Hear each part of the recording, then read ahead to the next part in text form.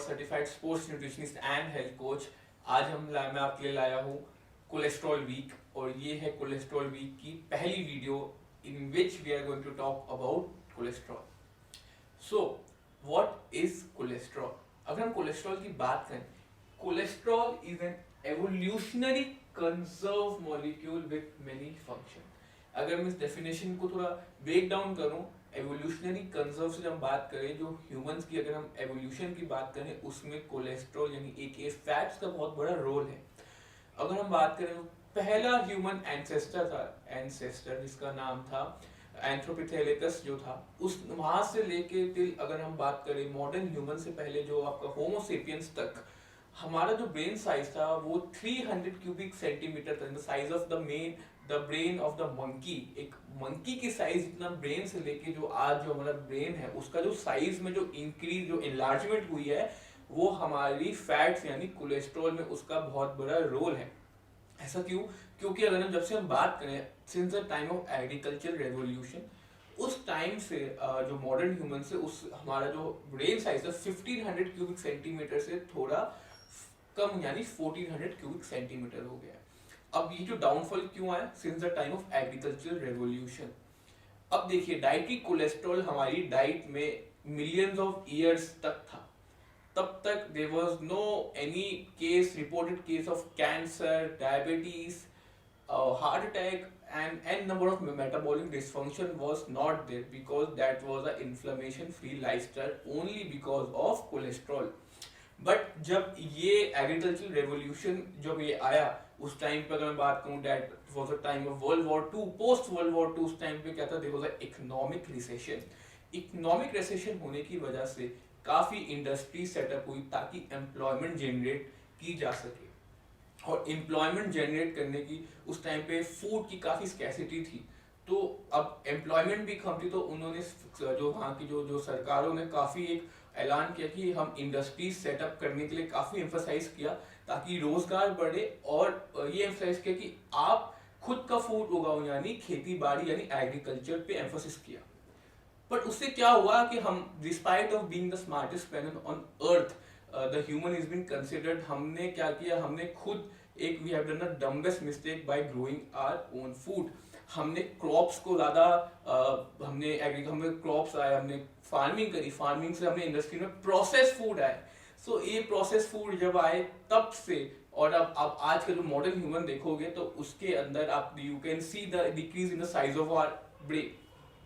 अब कोलेस्ट्रॉल की इतनी इंपॉर्टेंस है, बट स्टिल इसकी हम आज फिर भी क्यों एंडोक्रिनोलॉजिस्ट जितने भी हैं, जो अच्छे डॉक्टर्स हैं, और जितने भी I don't so I am से अच्छे doctors, because a doctor is expected to see the good thing, what is good for a human body, but this is not what have been seen till date, because हमारी जो industry है इसमें काफ़ी lobby है चीज़ों को लेके आए, इनसे lobby, lot of corruption in term of telling the right science what is behind the actual food, the actual human food that should be. So without any further ado let's बात करते हैं कि कोलेस्ट्रॉल हमारी body के लिए क्यों ज़रूरी है। तो देखिए, कोलेस्ट्रॉल हमारी बॉडी में अगर हम बात करें, अगर आपने पढ़ा हो, जो कोलेस्ट्रॉल जो एक सेल होता है, cell is a unit of life. हमारी बॉडी एक छोटे सेल से बनी है। क्या आपको पता है जो सेल है उसकी जो मेम्ब्रेन है वो किससे बनी है? That is cholesterol. So as you can see the cell membrane, so in this cell membrane you can see that इसके अंदर आप देख सकते हो, सेल मेम्ब्रेन के अंदर अगर ये दिस इज द मेम्ब्रेन यानी वॉल, सेल वॉल के अंदर हम जूम इन करते हैं, सो ये फॉस्फोलिपिड बाइलेयर होती है। मैं थोड़ा टेक्निकल इस वजह से हो रहा हूँ क्योंकि आपको ये समझना बहुत जरूरी है कि कोलेस्ट्रॉल हमारी बॉडी के जो सेल्स होते हैं उसके अंदर जो फ्लूइडिटी और परमेबिलिटी जो होती है, this is the green particle, as you can see this is the cholesterol particle which is inside our cell membrane. अगर ये नहीं होगा तो आपकी सेल मेम्ब्रेन फ्लूइड और इंटेग्रिटी नहीं होगी, और सेल आपकी बॉडी में कोलेस्ट्रॉल डिटरमाइन करता है कि कौन सा पार्टिकल आपके सेल के अंदर जाएगा और कौन सा पार्टिकल जिसको बाहर, जिसको बोलते हैं परमेबिलिटी, ये डिसाइड करता है आपका कोलेस्ट्रॉल। और अगर हम बात करें जो हमारे जो सेल्स में जो एक एक्सॉन सेल होता है यानी सिनैप्स होते हैं, सिनैप्स के through they are connected by nerve cell. जो नर्व सेल्स होते हैं उनमें जो इंसुलेशन होती है, जो like this is the wire of the nerve cell, और जो कोटिंग होती है that is compromise of cholesterol. Vitamin A, D, E and K का जो मेटाबॉलिज्म है that is due to cholesterol. So cholesterol के इतने बेनिफिट होने के बावजूद हमने क्यों इसको हमारी डाइट में सोचा कि इसको कम से कम किया जाए। सो अब आपको समझ आ जाओगे कोलेस्ट्रॉल हमारी बॉडी के लिए क्यों इंपॉर्टेंट है। बट कुछ लोग ने क्या कहा कि एक दिन की, अगर मैं वर्ल्ड वॉर 2 के बाद अगर मैं और पीछे जाऊं, उस टाइम पे एक साइंटिस्ट थे जिसका नाम था एंसेल कीज।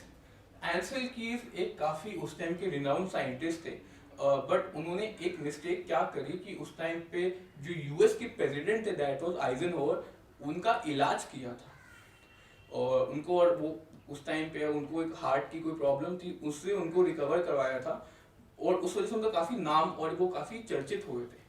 उनके चर्चित होने की वजह से उन्होंने एक उनकी बहुत बड़ी स्टडी थी जिसमें था 7 कंट्री स्टडी, जिसके अंदर उन्होंने 7 ऐसे देश जो चुने, जिसमें ये था कि 7 वो देश चुने जिसमें उन्होंने ये प्रूफ किया था कि जो लोग ज्यादा कोलेस्ट्रॉल खाते हैं उनमें हार्ट अटैक या कार्डियोवैस्कुलर डिजीज का खतरा काफी ज्यादा होता है।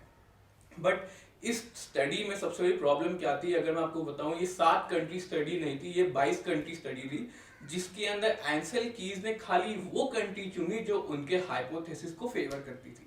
अब इसकी वजह से क्या हुआ कि उनका काफी उस टाइम पे नाम होने की वजह से लोगों ने उन पे विश्वास कर लिया कि ये काफी सही चीज है और उस टाइम पे लोगों की फैट कंजम्पशन काफी डिक्रीज हो गई।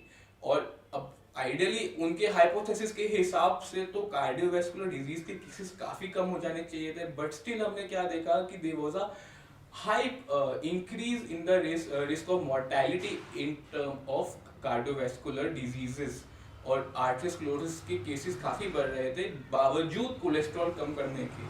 तो ऐसा तो नहीं होना चाहिए था।